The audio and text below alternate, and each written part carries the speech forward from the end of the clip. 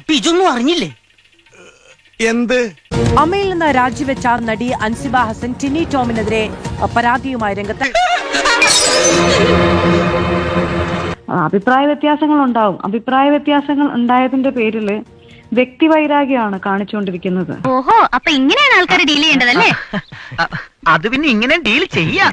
ഞാൻ ഇസ്ലാമിലേക്ക് അദ്ദേഹത്തിന്റെ ഡ്രൈവറെ ഉൾപ്പെടെയുള്ളവരെ കൺവേർട്ട് ചെയ്യാൻ ശ്രമിച്ചു എന്ന് പറയുന്നത്. ഈ പഴയ അലവലായത്തരൊക്കെ ഇപ്പോഴും കൂടെ കൊണ്ടു നടക്കല്ലേ? എന്ത് ചെയ്യാനാ, അതെന്റെ തൊലിയുമായിട്ട് ഇഴുകി ചേർന്ന് പോയി. ഇസ്ലാമിലേക്ക് കൺവേർട്ട് ചെയ്തു എന്ന് പറയാൻ അയാൾക്ക് എങ്ങനെ തോന്നിയെന്നാണ് എനിക്കിപ്പോഴും മനസ്സിലാവാത്തത്. എന്തൊക്കെ വൃത്തികേടുകളാണ് നീയൊക്കെ കാട്ടിക്കൊടുത്തത്? എന്റെ പേര് അൻസിബ ഹസൻ ഉള്ളതുകൊണ്ട് മാത്രമല്ല അങ്ങനെ പറയണത്.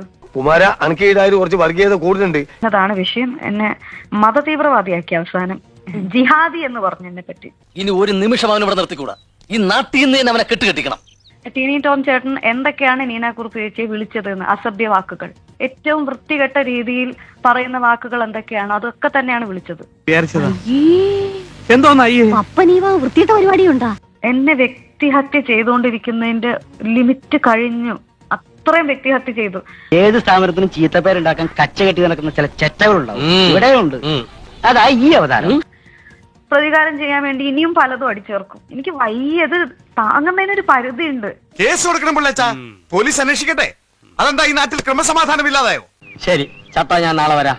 അല്ല, ചത്തില്ലെങ്കിൽ ഞാൻ നാളെ വരാം. ആദ്യം